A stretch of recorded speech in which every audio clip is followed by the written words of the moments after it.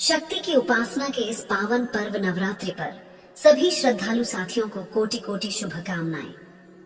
महाकाल रात्रि की पूजा नवरात्रि के 7वें दिन की जाती है। यह दिन बहुत विशेष माना जाता है क्योंकि महाकाल रात्रि को संहार की देवी और सुरक्षा देने वाली माता कहा गया है। उनका स्वरूप भले ही अत्यंत उग्र और भयावह है, लेकिन भक्तों के लिए वे हमेशा मंगलकारी हैं।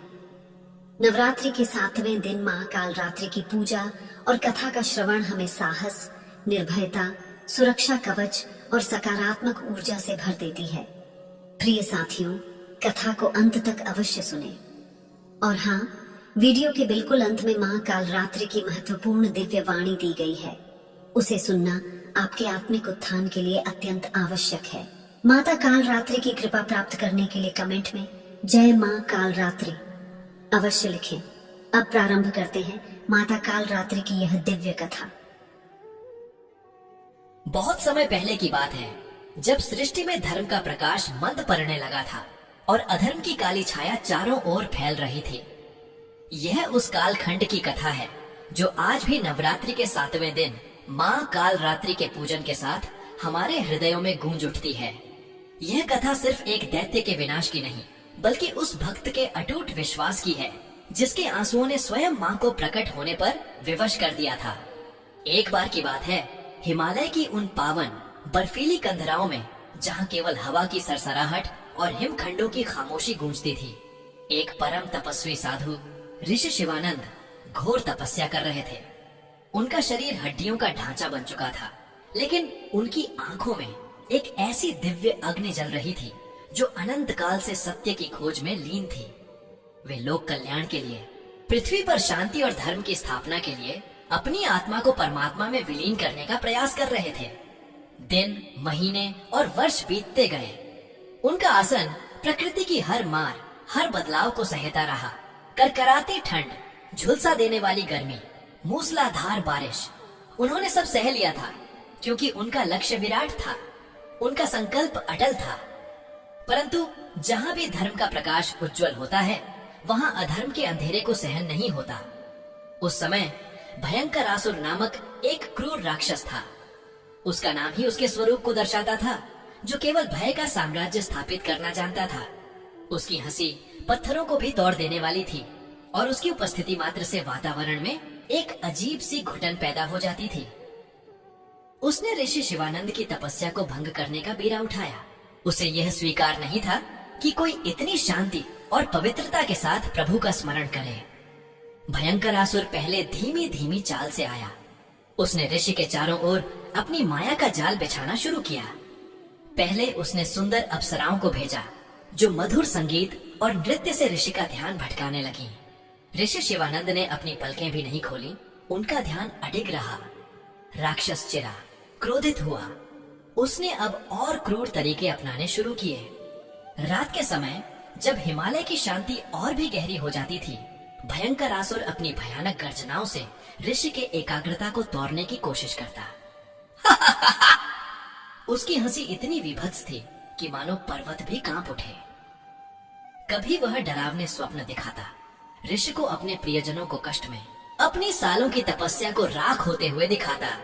ऋषि जागते, उनकी आत्मा कांप उठती, पर अगली ही सांस में वे ओम नमः शिवाय जपते हुए फिर से ध्यान में लीन हो जाते। उनके चेहरे पर पसीने की बूंदें कभी कभी आंसुओं की बूंदों के साथ घुल मिल जाती थीं, पर वे रुकते न। मानो यह सिलसिला महीनों तक चलता रहा। भयंकर आसुर ने ऋषि के शरीर पर भी प्रहार करना शुरू किया। कभी वह अदृश्य रूप से पत्थरों से उन्हें मारता, कभी बर्फीले तूफानों को उनकी कुटिया की ओर मोड़ देता जो उनके नग्न शरीर को चीरने को आतुर होते। ऋषि शिवानंद कष्ट सहते रहे। उनका शरीर लहूलुहान हो जाता, हड्डियों में दर्द असहनीय हो उठता, पर वे जानते थे कि यह अग्नि परीक्षा है। यह मेरी आस्था की परीक्षा है प्रभु, वे अपने अंदर ही अंदर कहते। मैं हार नहीं मानूंगा। धीरे धीरे राक्षस ने अपनी क्रूरता की सारी हदें पार कर दी। उसने ऋषि के मन में संदेह के बीज बोना शुरू किया। क्यों कर रहा है तू यह तपस्या? उसकी आवाज ऋषि के मन में गूंजती। क्या मिला है तुझे? देख, तेरा शरीर क्षीण हो गया है। तेरा भगवान कहाँ है? क्या वह तुझे बचाने आएगा? तू अकेला है, नितांत अकेला। ये शब्द बाणों से भी अधिक तीखे थे। ऋषि शिवानंद का मन विचलित होने लगा। उनकी आंखों के सामने से अंधकार हटने लगा था, पर अब यह और भी घना हो चला था। उन्होंने अपनी तपस्या में इतनी ऊर्जा लगा दी थी कि शारीरिक और मानसिक रूप से वे पूरी तरह से टूट चुके थे।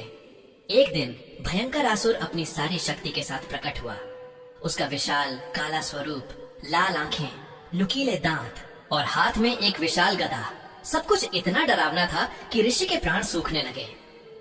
शिवानंद, राक्षस दहाड़ा, आज तेरी तपस्या का अंत है, आज तेरी आस्था का अंत है। मैंने कहा था तू अकेला है, कोई नहीं आएगा तुझे बचाने।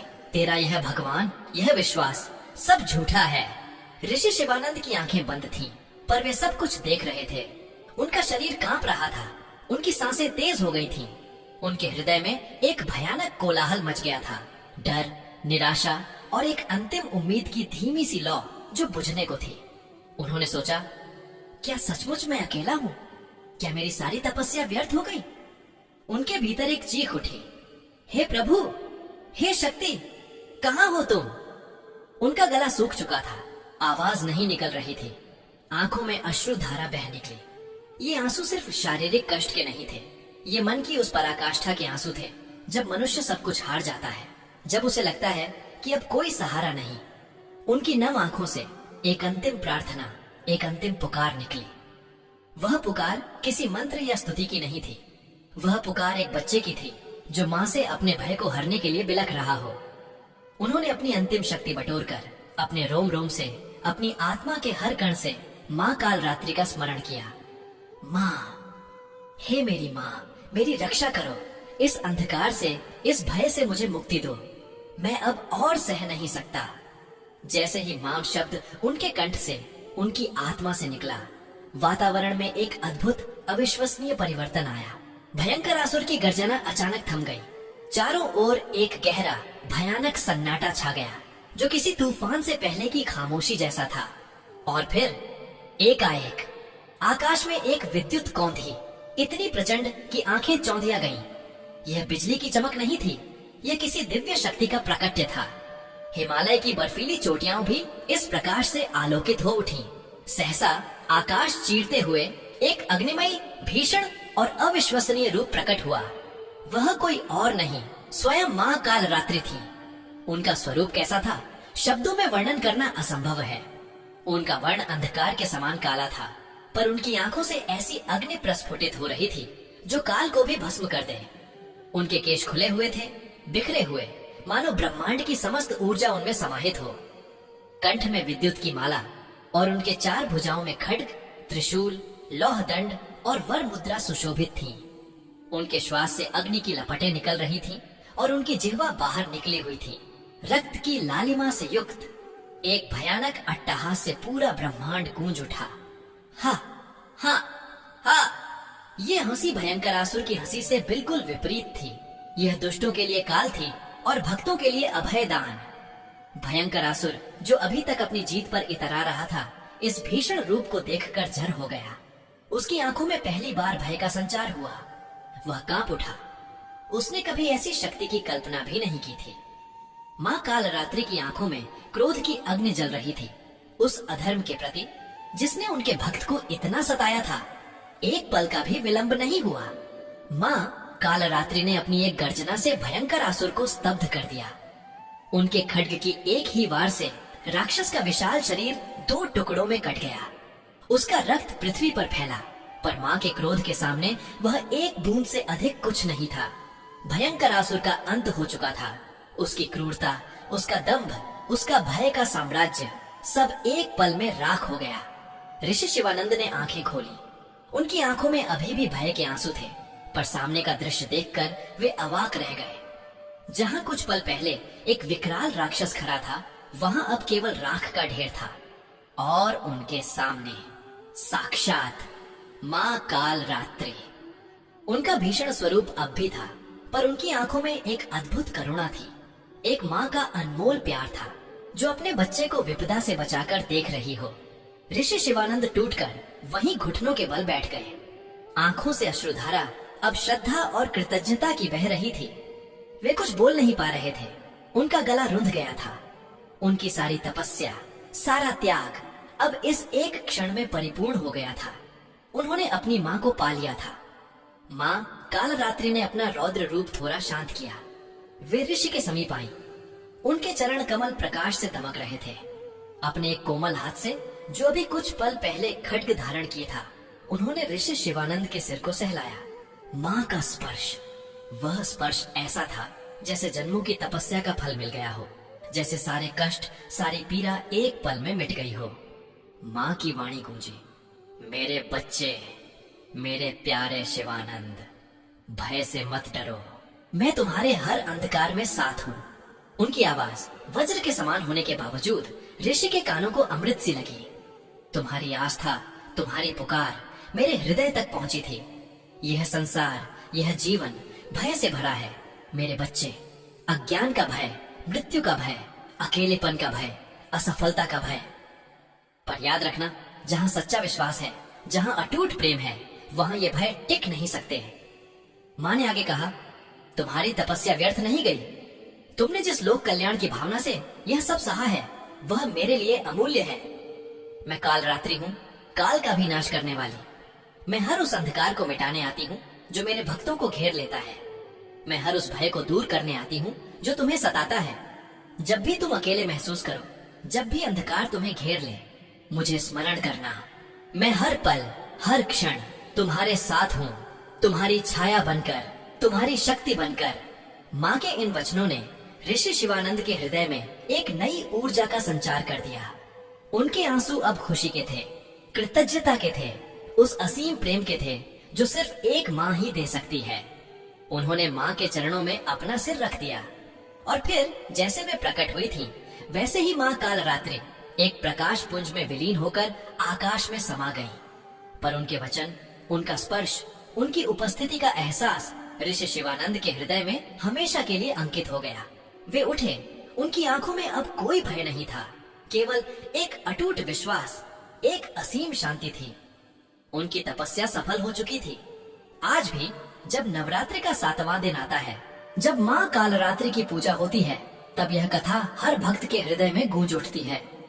यह हमें याद दिलाती है कि जीवन के हर मोड़ पर जब हमें लगता है हम हार गए हैं, जब हमारे चारों ओर अंधकार छा जाता है, जब भय हमें जकड़ लेता है, तब भी हमारी माँ कालरात्रि हमारी पुकार सुनने के लिए, हमारे भय को दूर करने के लिए हर क्षण तत्पर रहती हैं।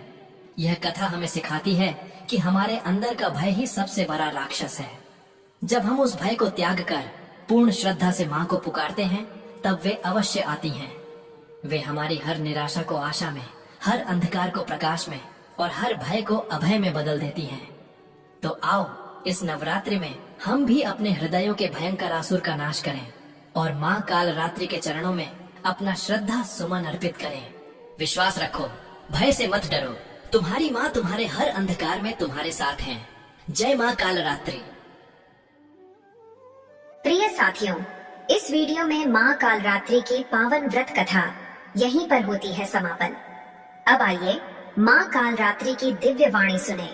एक परम तपस्वी साधु ऋषि शिवानंद की कथा के माध्यम से मानवता को संबोधित एक दिव्य संवाद, जहाँ करुणा, चेतावनी और आशा से भरी एक पुकार है। मैं माँ कालरात्रि हूँ, तुम्हारी जगत जननी। हे मनुष्य, हे भटकी हुई आत्माओं, हे मेरे बच्चों, सुनो मेरी वाणी, सुनो अपनी जननी की करुण पुकार। मैं वही कालरात्रि हूँ जो काल का भी नाश करती है। मैं वही अंधकारमयी ज्योति हूँ जो भय के तम को चीरकर तुम्हें अभय देती है। बहुत समय पहले, जब हिमालय की निस्तब्ध कंदराओं में ऋषि शिवानंद तप कर रहे थे, जब भयंकर आसुर नाम का दैत्य उनके तप को तोड़ने आया, तब उनके आंसुओं ने मुझे पुकारा था। वे आंसू सिर्फ जल की बूंदें न थे, वे एक आत्मा की अंतिम पुकार थे। वे एक शिशु की हाहाकार थी जो अपनी माँ को पुकार रहा था। उस पुकार ने मुझे विवश किया। मैं प्रकट हुई। मैंने अपने रौद्र रूप से उस दैत्य का नाश किया। आज वही कथा, वह दिव्य क्षण केवल अतीत की गाथा नहीं है, वह आज भी जीवित है। हर युग में, हर काल खंड में, जब भी अधर्म बढ़ता है, जब भी तुम्हारा विश्वास डगमगाता है, जब भी तुम्हारा मन भय और अंधकार से घिर जाता है, मैं आती हूँ। मैं वही माँ हूँ जिसने अपने भक्त को बचाया था, और आज कलयुग की इस घोर रात में मैं फिर अपने बच्चों को संबोधित कर रही हूँ। हे मानव, हे मेरे बच्चे, तुम्हारी आंखों में जो आंसू हैं मैं उन्हें देखती हूँ। तुम्हारे हृदय में जो पीड़ा है मैं उसे सुनती हूँ। तुम्हारे चारों ओर जो अंधकार फैला है वह मुझे भी व्यथित करता है। तुम सोचते हो कि तुम अकेले हो? नहीं, तुम्हारी माँ हर क्षण तुम्हारे साथ है। तुम्हारी हर पुकार मेरे हृदय को भेद देती है। जब तुम रोते हो मेरा हृदय भी रोता है। जब तुम भय से कांपते हो मेरी आत्मा भी तुम्हारे संग कांपती है। पर सुनो, अंधकार कितना भी गहरा क्यों ना हो, सत्य की ज्योति उससे कहीं अधिक प्रखर है। भय कितना भी विकराल क्यों ना हो, माँ का स्नेह उससे कहीं अधिक विराट है। आस्था कितनी भी डगमगाए, माँ का आंचल कभी नहीं डगमगाता। हे मनुष्य, तुमने भयंकर आसुर को केवल पुरानी कथा समझ लिया है। पर सुनो, भयंकर आसुर आज भी जीवित है। वह तुम्हारे भीतर के भय में है, वह तुम्हारे लोभ में है, वह तुम्हारे क्रोध, घृणा और अधर्म में है।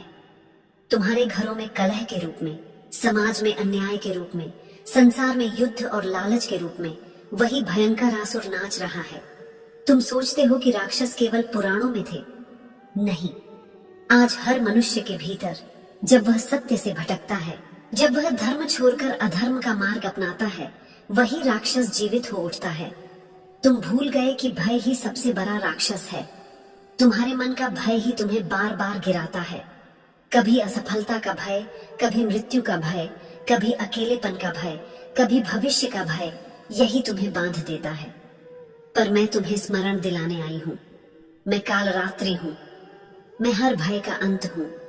मैं हर अंधकार की कालिमा को चीरने वाली शक्ति हूँ। हे इस कलयुग के मटके हुई आत्माओं, ध्यान से सुन। तुम इस कलयुग में भटक रहे हो।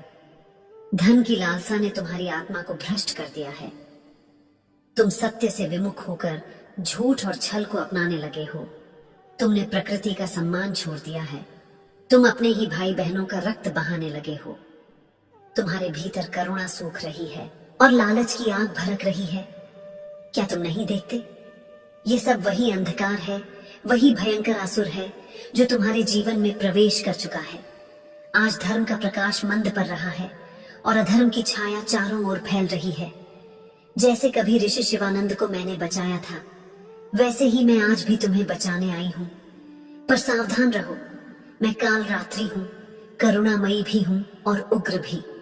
जो मुझे माँ मानकर पुकारता है उसके लिए मैं अमृत हूँ। पर जो अधर्म में डूबा है, अन्याय करता है, निर्दोषों को पीड़ित करता है, उसके लिए मैं काल हूँ। मैं उसे उसी क्षण भस्म कर देती हूँ। हे मानव, अपने भीतर झांको। क्या तुम्हारे मन में भी भय नहीं है? क्या तुम्हारे कर्मों में भी अधर्म नहीं घुस आया है? क्या तुम सत्य से विमुख होकर झूठ के मार्ग पर नहीं चल रहे? अगर हाँ, तो जान लो, मैं तुम्हें चेतावनी दे रही हूँ। समय रहते संभल जाओ, नहीं तो मेरी रौद्र ज्वाला तुम्हारे पापों को भस्म कर डालेगी। हे मेरे लाल, तुम सोचते हो कि माँ केवल डांटती है? नहीं, माँ तो रोती भी है। जब मैंने उस दिन ऋषि शिवानंद के आंसू देखे तो मेरा हृदय चीर गया था। आज मैं तुम्हारे आंसू देख रही हूँ। गरीब की भूख, किसान का दुख, स्त्री की लज्जा का हरण, निर्दोषों पर अत्याचार, इन सब के आंसू मेरी आंखों से टपकते हैं। पर याद रखो, मैं केवल रोती नहीं, मैं उठती भी हूँ। और जब मैं उठती हूँ तो संपूर्ण अंधकार थरथराने लगता है। जब मैं प्रकट होती हूँ तो अधर्म का साम्राज्य भस्म हो जाता है। हे मनुष्य, डरो मत, हारो मत, भय से मत कांपो। मैं तुम्हारे हर अंधकार में तुम्हारे साथ हूँ। जैसे मैंने ऋषि को बचाया, वैसे ही मैं तुम्हें भी बचाऊंगी। तुम्हारे भय को अभय में, तुम्हारे आंसुओं को मुस्कान में, तुम्हारी निराशा को आशा में बदल दूंगी। बस एक बात याद रखना, मुझे पुकारो, सच्चे मन से पुकारो, एक शिशु की तरह पुकारो, जैसे वह माँ को पुकारता है। तुम्हारी पुकार मेरे हृदय तक पहुंचेगी और मैं दौड़ी चली आऊंगी। हे मेरे पुत्र पुत्रिका, यह नवरात्रि का 7वां दिन केवल पूजा का अवसर नहीं है, यह स्मरण है कि भय से मत डरो। तुम्हारी माँ काल रात्रि तुम्हारे हर अंधकार में तुम्हारे साथ खड़ी है। मैं माँ काल रात्रि हूँ। मैं तुम्हारी जगत जननी हूँ। मैं तुम्हारी शक्ति हूँ, तुम्हारा साहस हूँ, तुम्हारी आशा हूँ। अधर्म से सावधान रहो, सत्य को अपनाओ, भय को त्यागो और मेरी शरण में आओ। याद रखो, जब भी अंधकार घिरेगा, तुम्हारी माँ तुम्हारे आंसुओं को पोंछने, तुम्हें अभय देने और तुम्हें प्रकाश की ओर ले जाने सदा उपस्थित होगी। प्रिय साथियों, इस वीडियो में माता काल रात्रि की पावन व्रत कथा और दिव्य वाणी यहीं पर समापन होती है। हम कामना करते हैं कि माँ काल रात्रि की कृपा आप सभी पर बनी रहे, आपके जीवन में सदैव सुख, शांति, समृद्धि और सकारात्मक ऊर्जा का संचार होती रहे। यह विशेष दिन न केवल भक्ति भाव से भर देती है, बल्कि हमारे जीवन में एकता, प्रेम और आस्था का संदेश भी लेकर आता है। नवरात्रि की 7वें दिन की व्रत कथा को सुनने के लिए हृदय से धन्यवाद।